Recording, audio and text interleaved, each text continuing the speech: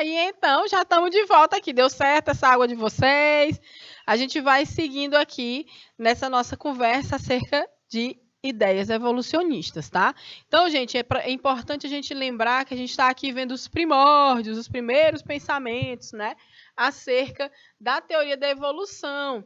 Então, na verdade, ela ainda nem era uma teoria quando Lamarck coloca, sim, uma teoria que ele, inclusive, foi chamada de lamarquismo, né? Que foi derrubada depois, não só pelo experimento de Weismann, mas com tudo que Darwin veio colocando anos e anos depois, tá certo? Então, ó, vamos seguindo aqui que a gente tinha feito uma atividade, a gente fez alguns exercícios, né? Rapidinho aqui, deixamos aqui o gabarito da última questão que a gente fez, né?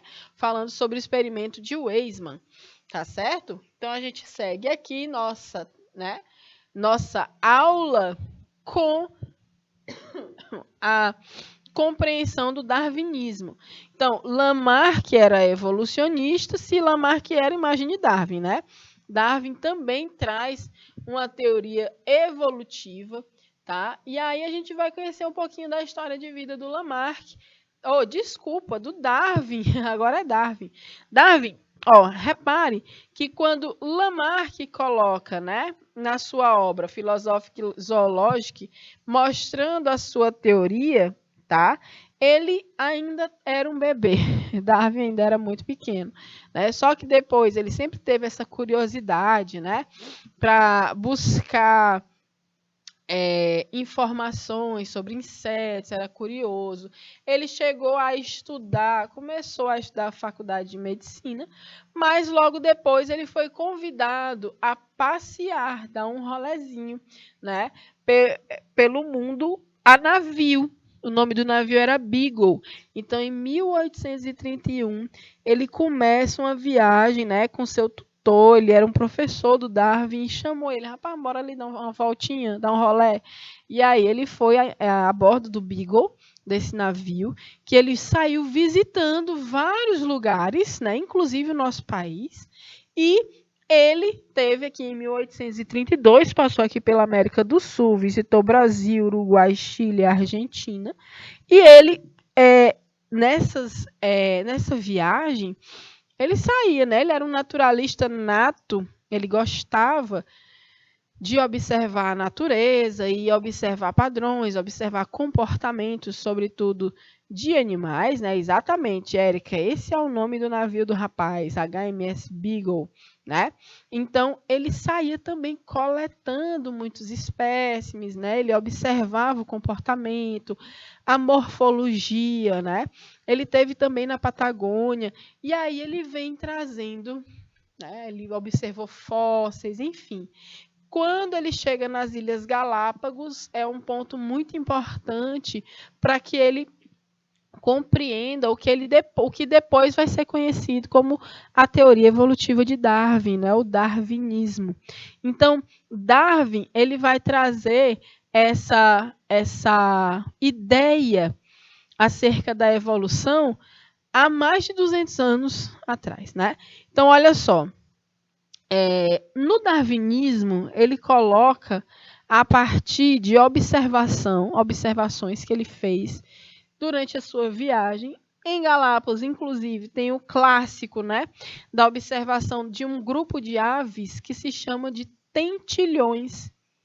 Esses tentilhões, são pássaros que em cada ilha, né, desse arquipélago de Galápagos, tem várias, né, localidades que ele visitou.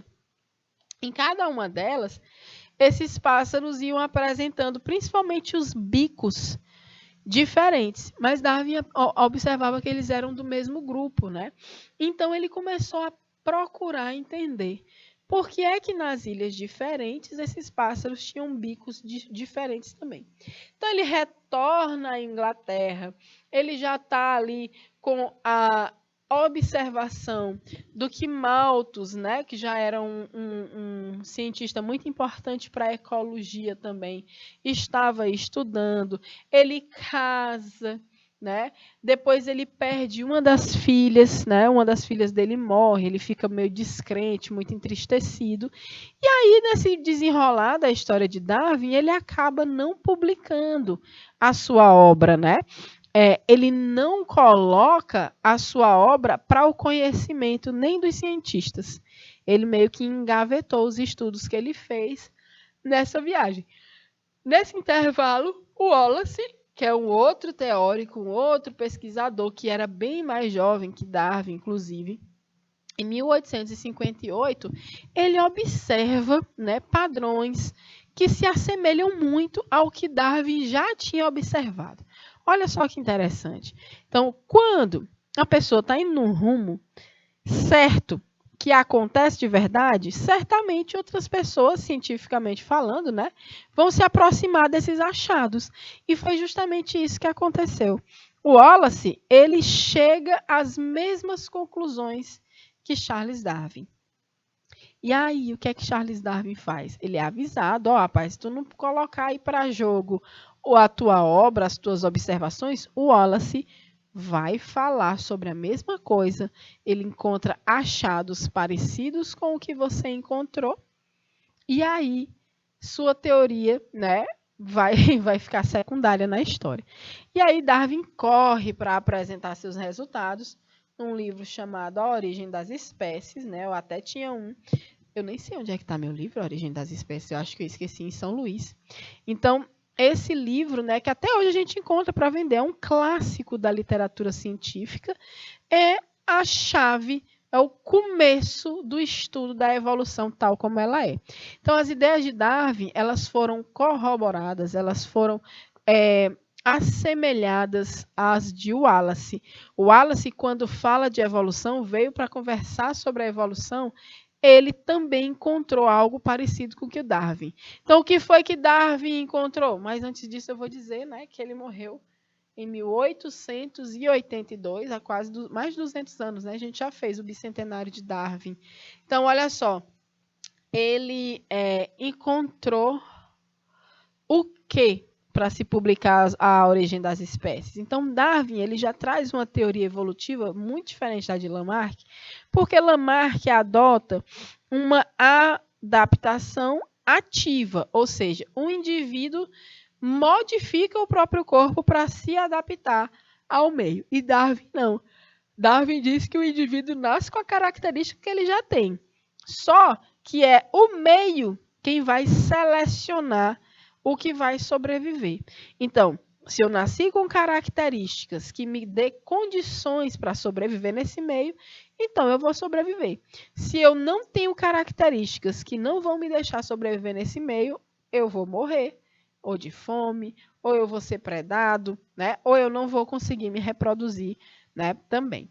Então, ele traz algo chamado de seleção natural nas suas ideias. Então, é sobre isso que a gente vai falar agora. Sobre a teoria evolutiva de Darwin. Então, Darwin traz a seleção natural, né? Que é diferente de lei de uso e desuso, é diferente de transmissão de caracteres adquiridos.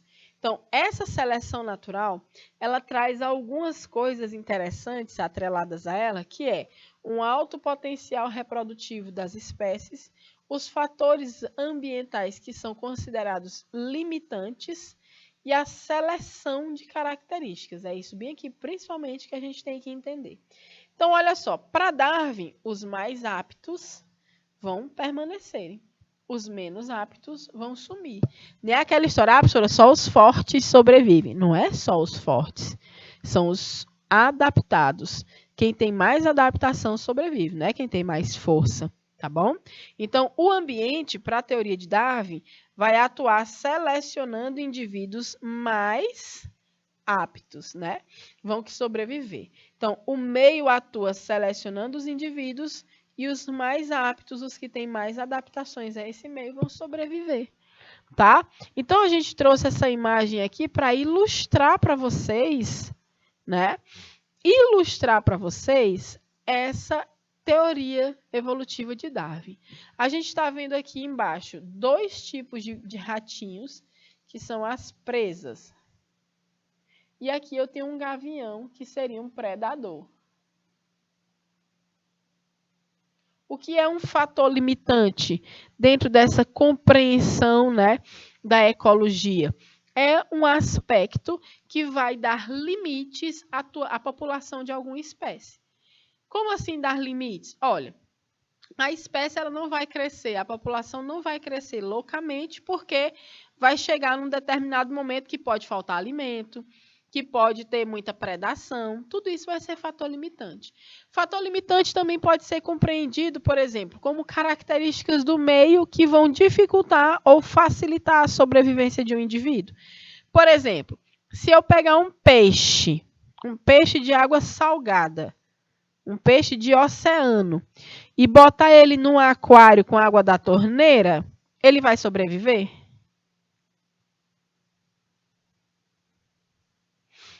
Um peixe que é de água salgada, de oceano. Aí eu vou levar ele para casa e aí eu vou botar ele num aquário com água da torneira. Ele sobrevive? Ele não vai sobreviver. Não vai. Sabe por quê? Porque a salinidade vai ser diferente. A água do oceano tem uma salinidade muito mais elevada do que a água da torneira que eu boto em casa. A água do poço, que seja, a água doce é diferente a salinidade. Então, a salinidade, ela pode ser considerada como um fator limitante. É um fator que limita a existência de um indivíduo num determinado ambiente. Pode ser considerado fator limitante salinidade, temperatura, luminosidade, as questões voltadas à presença ou não de recurso alimentar, o alimento, se tem, se não tem. Então, tudo isso é fator limitante. Então, o que é que a gente vai considerar como fator limitante aqui? O nosso predador, o nosso gavião. Tá certo? O que é que vocês observam nessa imagem, mostrando os ratinhos, o gavião, nesse quadro? 1, no 2 e no 3. Vocês conseguem me explicar o que é que está acontecendo aqui? Observando essas três etapas, o gavião ele tem aqui, ó, camundongos beges, né? E camundongos cinzas. No 2 também, só que a população já está diferente. E no 3 também, a população já está diferente. Vocês conseguem me explicar? Ô, Fernando, tu consegue dar um zoom nessa imagem do gavião com os ratinhos? Consegue, por favor? Oi?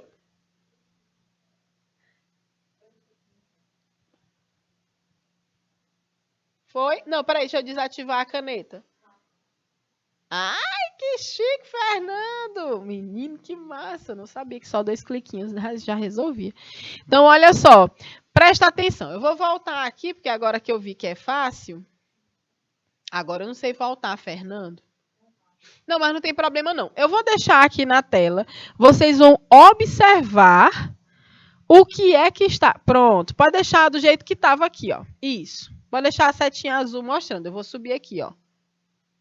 Sobe um pouquinho a setinha azul. Pronto. Beleza. Olha só. Tenho aqui 3 situações. A situação 1, a situação 2, a situação 3, envolvendo o predador e uma presa. Me expliquem em 2 minutos o que está acontecendo. Valendo.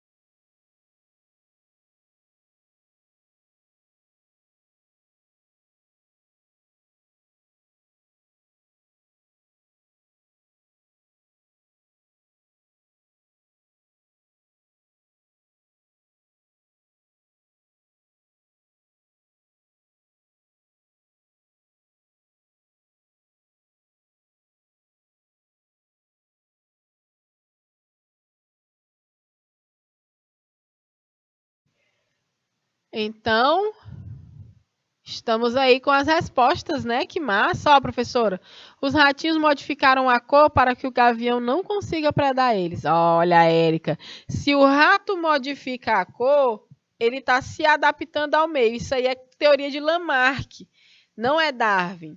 Para Darwin é diferente, ó. Repara que aqui eu tenho ratos, olha, de todas as cores. Eu tenho ele bege e tenho cinza. Ele não escolheu nem modificou a cor, apenas existem de cores diferentes. Na situação 2, você observa que a maior parte dos ratinhos clarinhos, né, dos ratinhos beges mais claros, eles ficam mais visíveis para o predador. Então, eles são alimento fácil, presa fácil, né? Então, ó, na situação 1, eu tinha 3 cinzas e 6 beges. Na situação 2, os 3 cinzas permanecem e os beges eles vão sumindo, ó. Eu perdi dos 6, eu perdi 4. O gavião comeu 4 do bege. Por que ele comeu 4 do bege? Porque é mais fácil para o gavião ver aquele ali. O cinza está camuflado no meio, né? Então, para Darwin, o rato ele não muda a cor para se camuflar. Ele nasce com aquela cor que ele tem. Agora, se aquela cor deixa ele mais visível, eu sinto muito. O predador vai comer. Então, foi o que aconteceu com o ratinho bege na tela 2. Na 3, vocês vão observar outra coisa. Sobraram os 2 ratinhos beges. E os cinza, que eram 3, agora são quantos? 7, mais que dobrou a quantidade dos ratinhos cinzas. Por quê? Porque eles têm um alto poder reprodutivo, porque eles conseguiram se camuflar, né? Olha só, deixa eu voltar aqui meu slide. Olha aí, Fernando, não está indo. Pronto, voltou. Beleza. Presta atenção aqui. Essa situação mostra que a população de ratinhos cinza aumentou e muito, né? Então, por que aumentou? Porque eles têm um potencial reprodutivo alto. Os fatores ambientais limitantes, né, que seria a predação, para o cinza é tranquilo porque ele se camufla, né? Ele está camuflado, ele está escondido no ambiente. Então, o predador não vai ver. Então, a característica que foi selecionada para viver pelo meio foi a do ratinho cinza. Essa característica aqui, bege, ó, o predador já tinha detonado aqui 3, 4 ratinhos beges, porque ele fica mais visível. Então, vocês entendem a diferença da teoria de Lamarck para a de Darwin? A de Darwin é muito mais complexa, porque ele adota que o acaso é quem faz com que nasçam indivíduos de tudo que é cor, de tudo que é jeito. Agora, quem tem a adaptação é que vai sobreviver. Quem não tem, está fora. Simples assim. O bege ele não está adaptado para esse meio, porque ele está muito visível. Então, essa característica vai sumir com o tempo. Vai sumir, porque todos eles vão ser predados. Se eles foram comidos, como é que eles vão se reproduzir para chegar mais ratinhos beges? Não tem como. Mas os cinzas que se esconderam, eles vão conseguir se reproduzir. Então, essa característica, né, o meio seleciona, porque ela vai permanecer, porque a adaptação da cor. Não é que ele mudou de cor, porque ele nasceu cinza. E vai nascer mais rato cinza, porque os cinzas, nessa situação, eles conseguem ser, né, camuflados e se protegem mais. Então, a seleção natural ela envolve essas situações aqui. Um alto potencial reprodutivo associado ao fator ambiental limitante, com uma seleção de características, vão dar nisso aqui, que a gente chama de seleção natural. Quem é mais apto aqui? Cinza. Por quê? Porque ele se camufla. E os menos aptos? Os beges.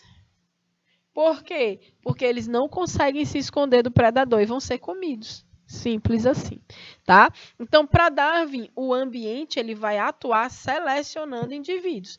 Então, seleciona quem? Seleciona os que vão morrer, que são os que não conseguem se esconder, e seleciona os que vão ficar, que são os que conseguem se esconder do predador. nesse caso, né?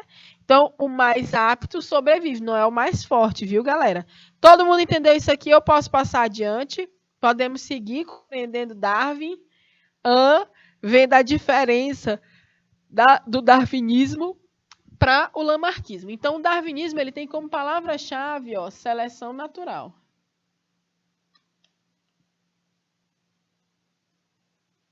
Lamarck tem como palavras-chave, uso, desuso, transmissão ou herança dos caracteres adquiridos. Ok? Beleza? Vamos para frente, porque Darwin é massa. Adoro. Aqui a adaptação é passiva.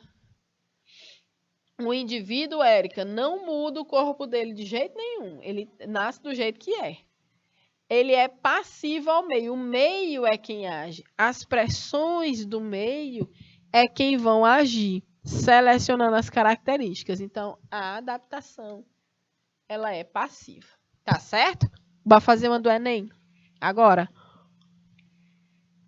Darwin, em Viagem às Ilhas Galápagos, observou que tentilhões apresentavam bicos com formatos diferentes em cada ilha, de acordo com o tipo de alimentação disponível.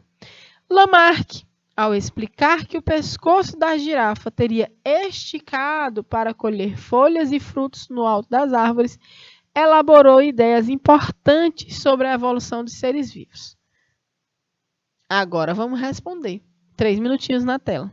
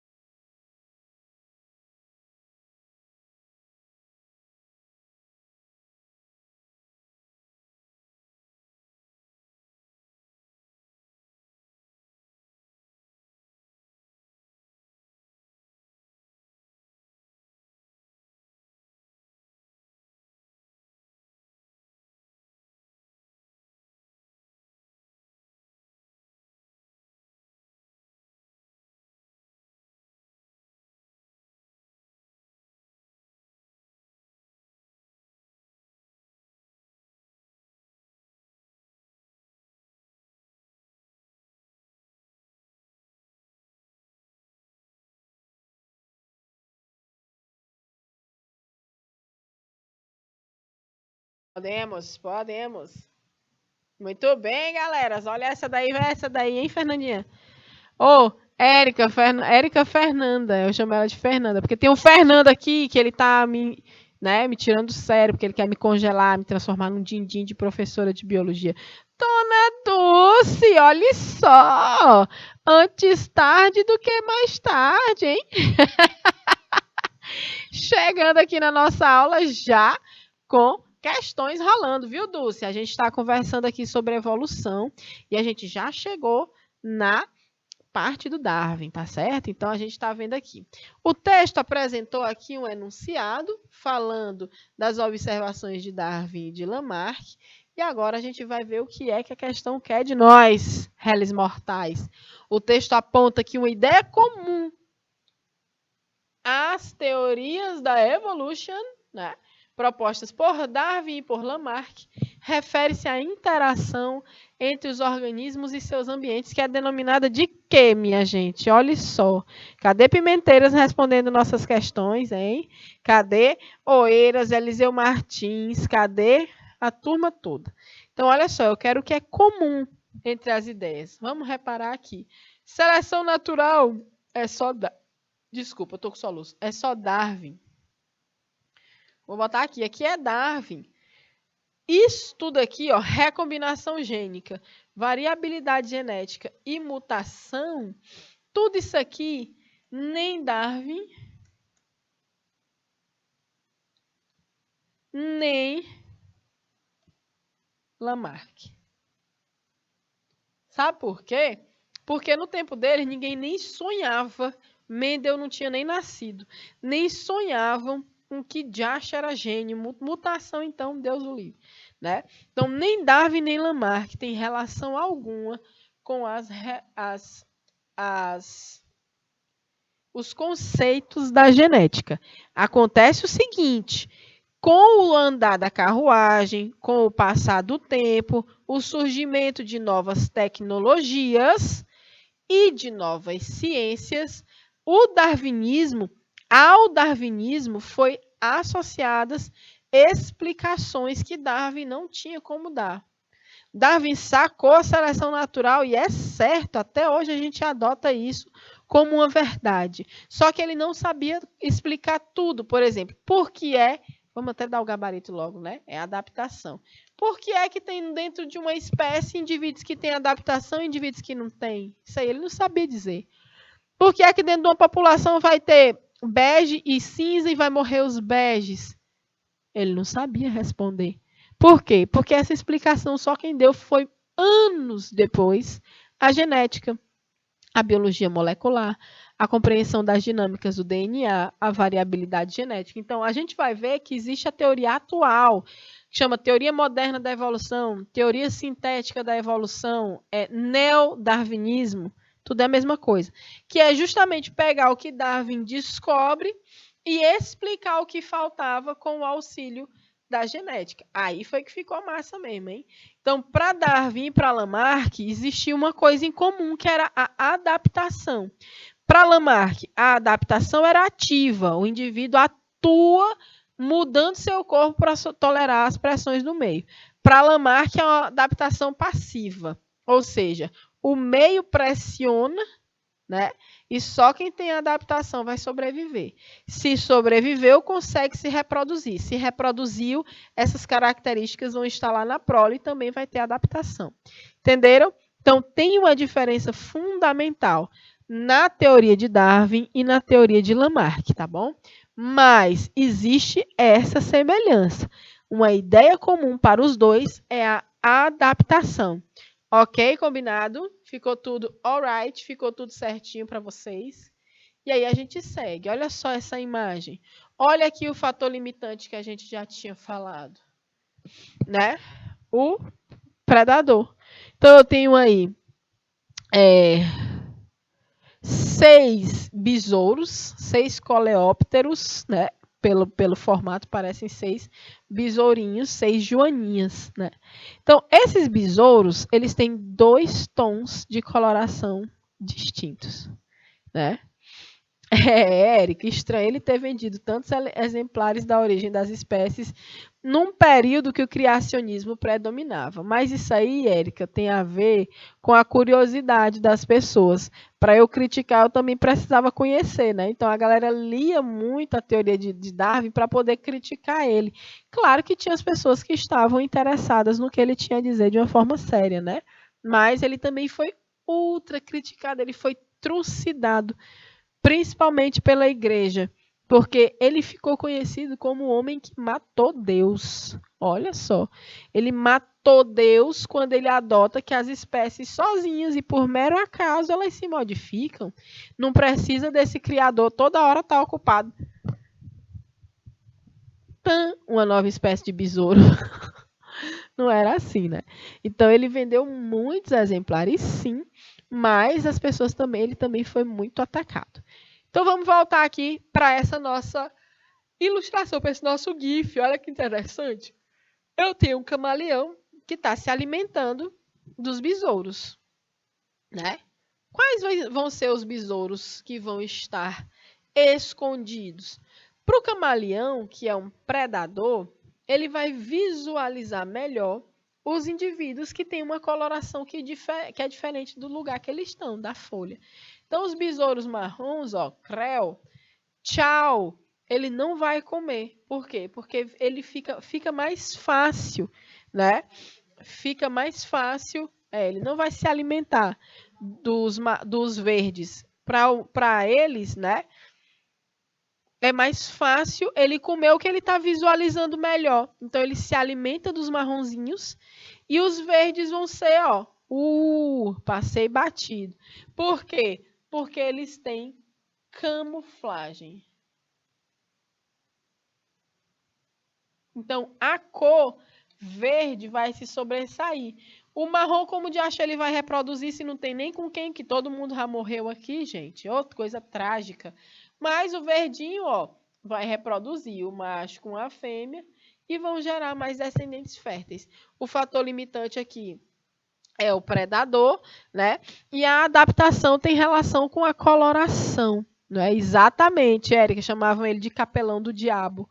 É verdade. Darwin pegou nome, menino. Coitado. Hoje recebe centenas de milhares de homenagens em todo o mundo, né? Tem o período que é o aniversário de Darwin para nós, né?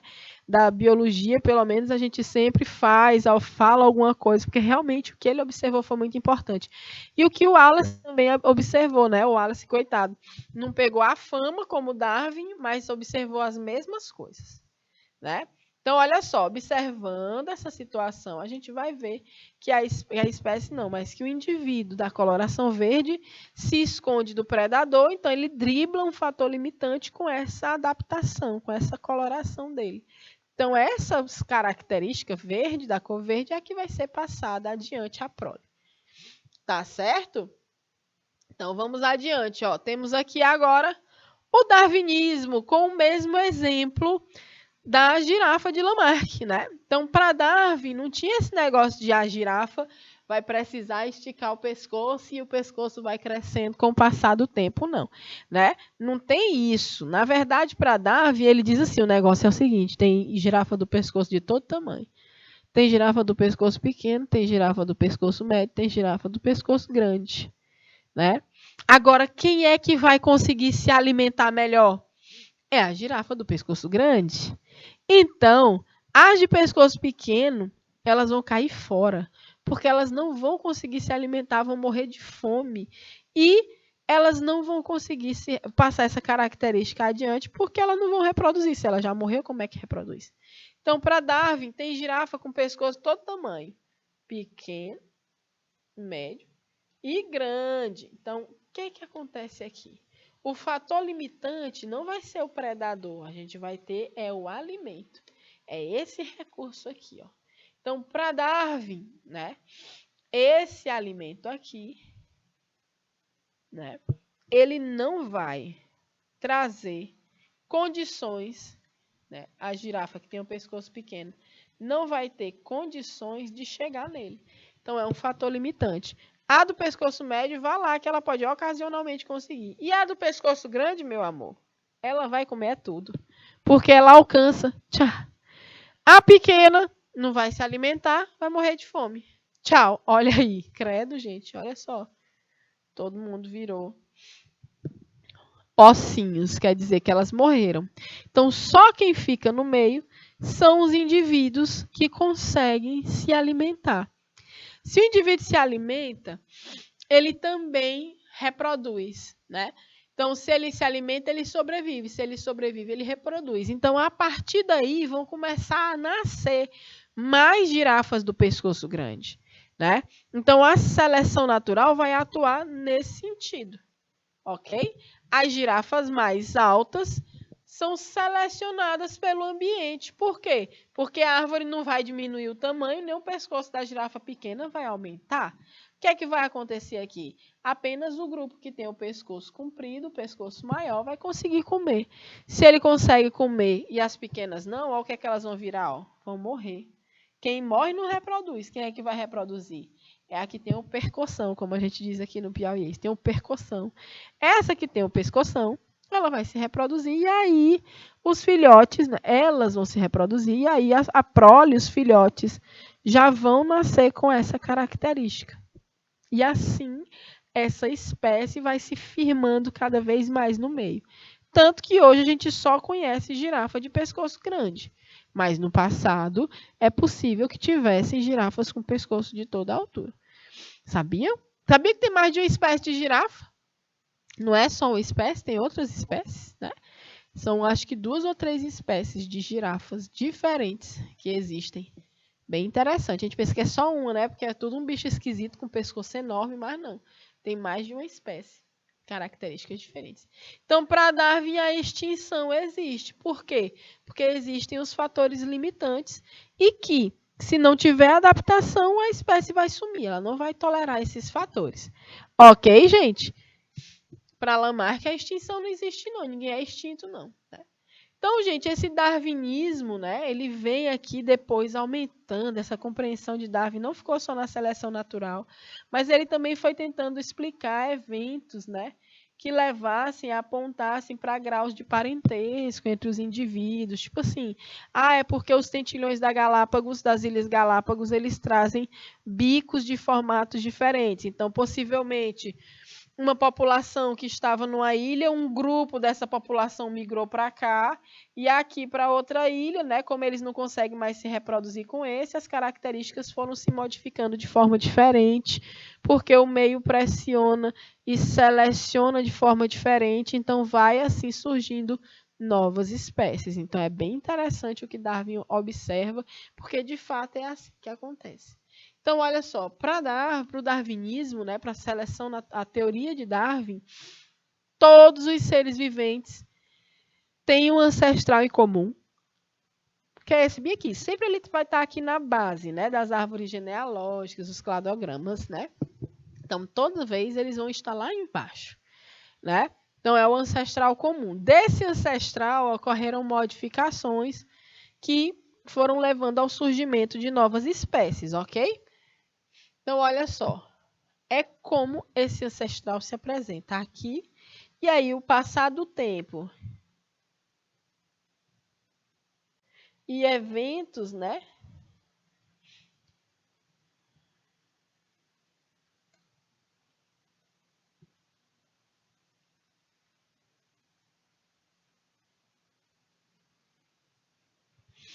E eventos diversos vão levar à modificação desse ancestral comum. Ele vai se modificando em novas espécies, né? E aí eles vão trazendo aí graus de parentesco maior ou menor. Tá certo, gente? Então, todos os seres viventes têm um ancestral em comum. E aí tem a história do Wallace, né? Quem foi Alfred Wallace? Um dos pais da seleção natural. Se Charles Darwin ficou mundialmente conhecido como o pai da evolução, o mesmo não pode ser dito do britânico Alfred Russel Wallace, naturalista que viveu em 1823 e 1913. Eu queria tentar acessar bem aqui esse link, Fernando. Tu consegue colocar ele para mim? Eu não consigo clicar porque ele não está clicável, ó. Ele não está azulzinho. Deixa eu ver se a gente consegue abrir esse link dessa matéria, que ele ainda está ativo. E é bem interessante para a gente conhecer um pouco da história de Wallace e como na ciência existem histórias incríveis de puxadas de tapete. Ah, isso até hoje existe, viu?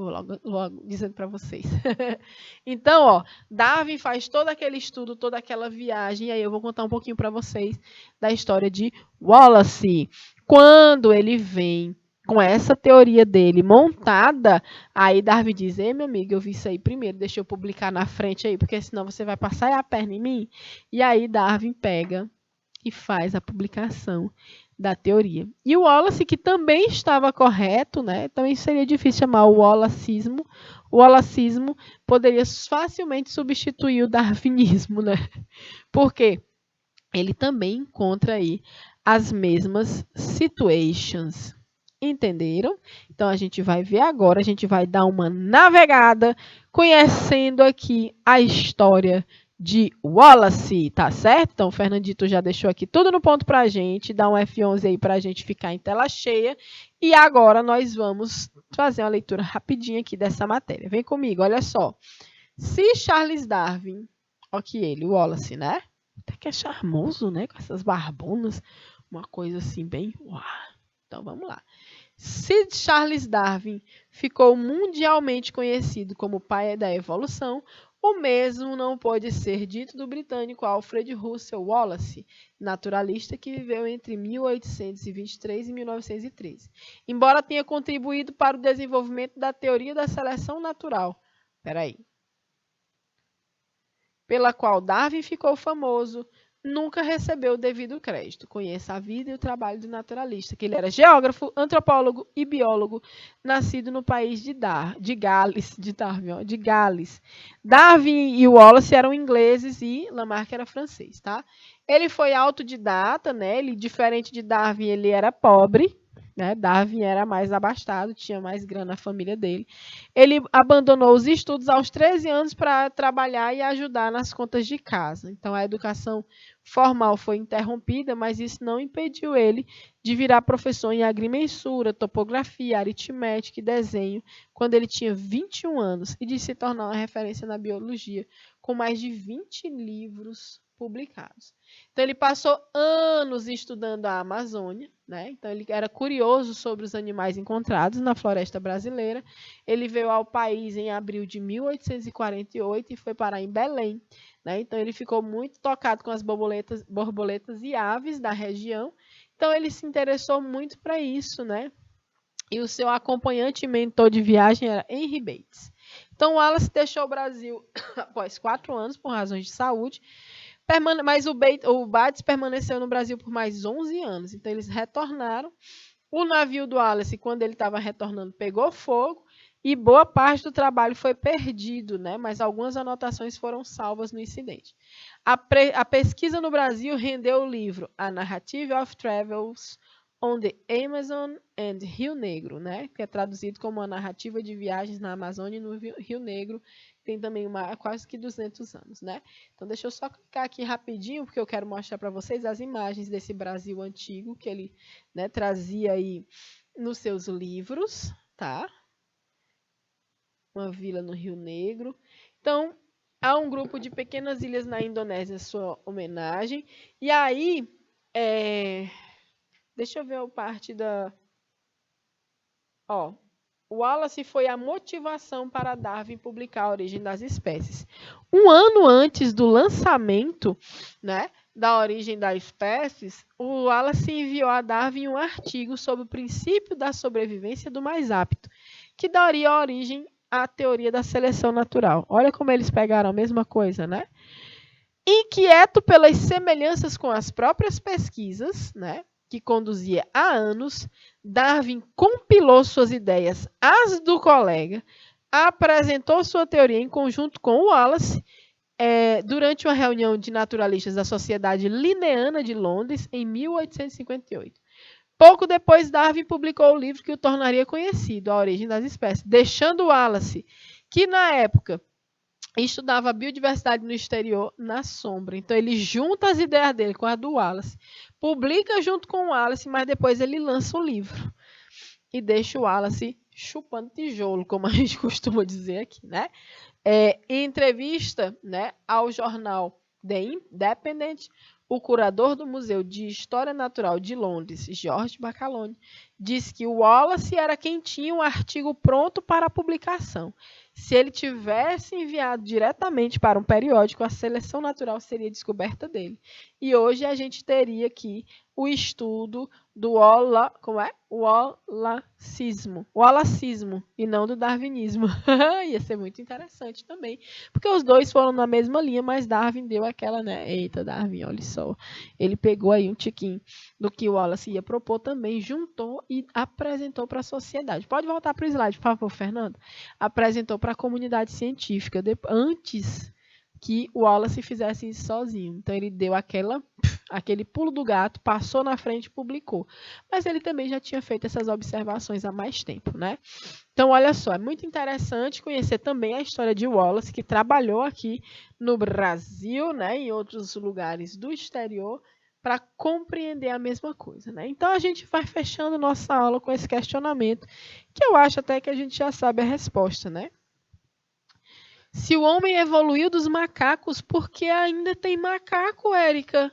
Dulce, Adriana, Pimenteiras, Eliseu Martins, Oeiras, Colônia do Gurgueia. Por quê? Se a gente evoluiu do macaco, por que ainda tem macaco? Porque tudo não viraram gente, hein? E falando em macaco e em desqualificação, desmoralização da vida de uma pessoa, esse aqui é Darwin, numa charge, né? Que saiu na ocasião que ele publicou o livro, e era a intenção de desmoralizar o capelão do diabo, era a intenção de desmoralizar o homem que matou Deus, né? Olha aí, eles queriam arrasar com a cara do Darwin, porque ele colocou essa teoria da evolução, né? Então as pessoas pensaram que seria muito legal acabar com a raça dele, fazendo ele virar um macaco nesse desenho. Então, olha só, na verdade, a gente não evoluiu dos macacos. No máximo, nós temos um ancestral em comum. Todos nós somos primatas, nós viemos de uma mesma linha evolutiva dentro do grupo dos mamíferos, tá bom? Então, nós não evoluímos os macacos, nós compartilhamos um ancestral comum, galera. Um ancestral comum é compartilhado por nós. Tá certo? E aí a gente vai fechar, ó, observando as diferenças. Lamarck versus Darwin, né? Lamarck, ele acreditava numa marcha para a perfeição, numa evolução linear, num contexto teleológico, né? E Darwin acreditava que a evolução não tinha objetivo, ela só existia, funcionando através do seu mecanismo, a seleção natural. Né? Lembra que para Darwin não, tem extinção e para Lamarck não tem. Tá todo mundo marchando para a perfeição para Lamarck, né? Tanto para Lamarck como para Darwin, o meio ambiente exerce um papel preponderante no processo evolutivo. Segundo Lamarck, o ambiente é o principal fator que provoca modificações nos organismos. Já para Darwin, o ambiente apenas seleciona as variações mais favoráveis. Então, nós vamos comparar as teorias de Darwin e de Lamarck para a explicação, né? A gente já comparou, na verdade, ao longo do pescoço da girafa. E aí, gente, a gente vai deixar para um outro momento, mas a gente precisa observar, né, que Darwin, ele não tinha resposta para todos os questionamentos acerca da evolução. Ele parou na seleção natural, né? Então, eu já mostrei para vocês várias tirinhas do Carlos Ruas. Essa de um sábado qualquer sempre traz aí alguns personagens, eles trazem Deus, vários deuses, né? O Deus do cristão e vários outros deuses pagãos, inclusive. E aí é muito interessante a gente ler as figurinhas, as ilustrações do Carlos Ruas, as tirinhas, porque a gente falta até morrer de sorrir. E essa é muito interessante. Ele traz aqui Darwin, né? Com a teoria evolutiva, e esse mocinho aqui do lado é Mendel, o pai da genética, né?